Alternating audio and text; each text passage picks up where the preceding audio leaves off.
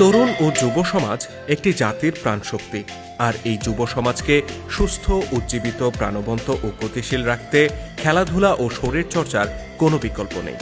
ক্রীড়া প্রতিযোগিতা ও সুস্থ বিনোদনের অভাব তরুণ ও যুবকদেরকে ঠেলে দেয় মাদক, জুয়া, ভিডিও গেমস, ডিভাইস আসক্তি সহ বিভিন্ন অসুস্থ প্রবণতার দিকে, যা দীর্ঘমেয়াদে একটি জাতিকে করে তোলে জড়, স্থবির ও প্রাণশক্তিহীন।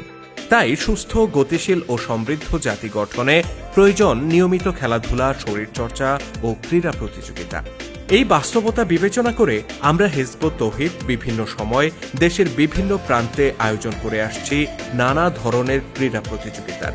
আমরা প্রতিষ্ঠা করেছি বেশ কয়েকটি ক্লাব ও ক্রীড়া প্রতিষ্ঠান। রাজধানী ঢাকা থেকে শুরু করে দেশের প্রত্যন্ত অঞ্চলে বিভিন্ন শ্রেণী পেশার মানুষকে আমরা যুক্ত করেছি আমাদের এসব উদ্যোগের সাথে। হিজবুত তৌহিদের প্রতিষ্ঠা লগ্ন থেকেই এই আন্দোলনের প্রতিষ্ঠাতা এমামুজ্জামান জনাব মোহাম্মদ বায়েজিদ খান পন্নী সংগঠনের সদস্যদেরকে জাতীয় খেলা কাবাডির ব্যাপারে উৎসাহিত করতেন। তার অনুপ্রেরণায় হিজবুত তৌহিদ সদস্যরা বিভিন্ন সময় কাবাডি খেলার আয়োজন করতেন এবং প্রতিযোগিতামূলক ইভেন্টগুলোতে অংশ নিতেন। পরবর্তীতে হিজবুত তৌহিদের মাননীয় ইমাম জনাব হুসেন মাহমুদ সেলিম কাবাডির পাশাপাশি ফুটবল, ব্যাডমিন্টন, ম্যারাথন সহ অন্যান্য খেলাধুলার ব্যাপারেও গুরুত্ব আরোপ করেন। নিছক বিনোদন নয়, বরং মানুষের শারীরিক শক্তি, ক্ষিপ্রতা, দম ও সাহস বৃদ্ধি করে এমন সব খেলাধুলার ব্যাপারে তিনি কর্মীদেরকে উৎসাহিত করেন। খেলাধুলা ইবাদত হবে। হাদিসের একটা কথা আছে, ইন্নামাল আমালু বিন্নিয়াত, প্রত্যেক আমল নিয়তের উপর নির্ভরশীল। আমি তো বললাম, একজন ডাক্তার যদি সারা জীবন ডাক্তারি করে তার এটা ইবাদত হবে। প্রশ্ন হচ্ছে কি উদ্দেশ্যে করছেন। যদি আপনার নিজের জন্য হয়ে থাকে, নিজের নফসের জন্য, তাহলে এটা ইবাদত হবে না, এটা ইবাদত হবে না। আর যদি এই কাজটা আপনি মনে করেন আমি খেলাধুলা করব, আমি শরীরকে প্রস্তুত করব, সুঠাম করব, সুস্থ দেহ আমি তৈরি করব, এই জন্যে আমার এই দেহ দিয়ে, আমার এই মন দিয়ে, আমার এই আত্মা দিয়ে আমি মানবতার কল্যাণ করব, আল্লাহর খেলাফত করব, তবে আপনার এই যে খেলাধুলা এটাও ইবাদতের আমল হিসেবে গণ্য হবে।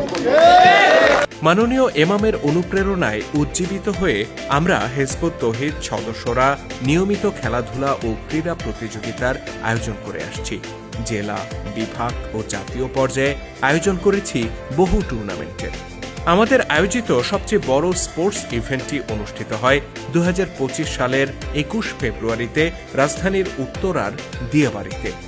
HM Selim run 10K 2025 marathon শিরোনামে আয়োজিত এই ইভেন্টে বিভিন্ন বয়সের প্রায় 1400 রানার অংশগ্রহণ করেন। 2024 সালেও একই স্থানে হাজারেরও বেশি রানারের অংশগ্রহণে ম্যারাথন অনুষ্ঠিত হয়েছিল। আমাদের আয়োজিত এসব ইভেন্টে পুরুষদের পাশাপাশি নারীরাও অংশগ্রহণ করেন। আমরা হিজবুত তৌহিদ মনে করি, জাতির অর্ধেক যে নারী সমাজ, তাদেরকে পিছিয়ে রেখে জাতি কখনো অগ্রসর হতে পারবে না। আমরা এটাও মনে করি যে সমাজের গঠনমূলক ও কল্যাণকর কাজে নারীদের অংশগ্রহণকে ইসলাম ধর্ম কখনোই নিষিদ্ধ করেনি। তাই হিজবুত তৌহিদের নারীরা মিথ্যা ফতোয়ার চোখ রাঙানি উপেক্ষা করে স্পোর্টস ইভেন্টগুলোতে অংশ নিয়ে থাকেন। এমনকি জাতীয় পর্যায়ের বিভিন্ন ইভেন্টে অংশগ্রহণ করে সম্মান ও পদক ছিনিয়ে এনেছেন হিজবুত তৌহিদের নারীরা।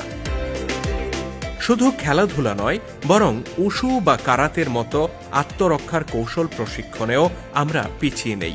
হিজবুত তৌহিদের অনেক সদস্যই কঠোর অধ্যবসায়ের মাধ্যমে এসব কৌশল রপ্ত করেছেন এবং বিভিন্ন প্রতিযোগিতায় অংশ নিয়ে বিজয়ী হয়েছেন।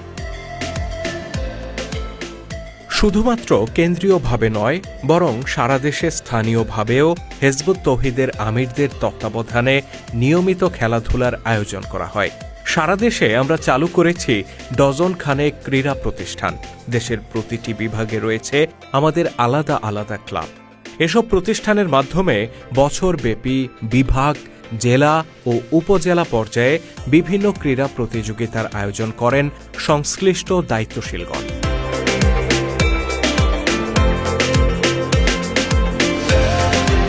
নোয়াখালীর সোনাইমুড়িতে হিজবুত তৌহিদের ইমামের নিজের গ্রামে প্রতিষ্ঠিত চাষিরহাট নুরুল হক উচ্চ বিদ্যালয়ে তারই দিক নির্দেশনায় অত্যন্ত গুরুত্বের সাথে পরিচালিত হচ্ছে খেলাধুলা সহ বিভিন্ন সহশিক্ষা কার্যক্রম।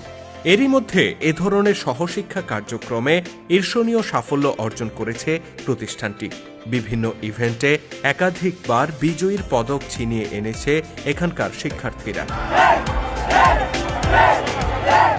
প্রতিষ্ঠানটির এই সফলতার পেছনে শিক্ষার্থীদের ঐকান্তিক চেষ্টার পাশাপাশি বড় ভূমিকা রেখেছে মাননীয় ইমাম জনাব হোসেন মোহাম্মদ সেলিমের নিরন্তর উৎসাহ অনুপ্রেরণা। প্রাতিষ্ঠানিক উদ্যোগের বাইরেও চাষিরহাট নুরুল হক উচ্চ বিদ্যালয় মাঠে সারা বছরই চলে নানা ধরনের ক্রীড়া আয়োজন।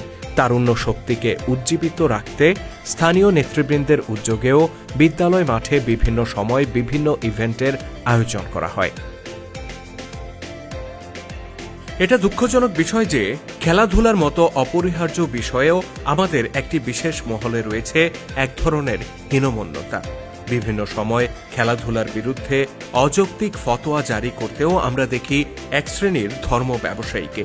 তাদের দৃষ্টিতে ইসলামে খেলাধুলা হারাম বা নাজায়েজ কাজ, অথচ আমরা রাসূল পাক সাল্লাল্লাহু আলাইহি ওয়াসাল্লাম ও তার সাহাবীদের জীবনীতে দেখতে পাই তারা নিজেরাও ঘোড়ার দৌড়, কুস্তি, তীর নিক্ষেপ, বর্ষা নিক্ষেপ সহ বিভিন্ন ধরনের ক্রীড়া প্রতিযোগিতার আয়োজন করতেন।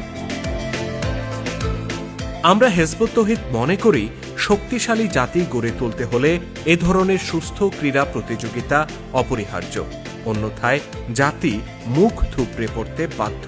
আল্লাহ তাআলা আমাদের সবাইকে সুস্থ রাখুন, জাতির কল্যাণে ভূমিকা রাখার তৌফিক দান করুন। আমিন।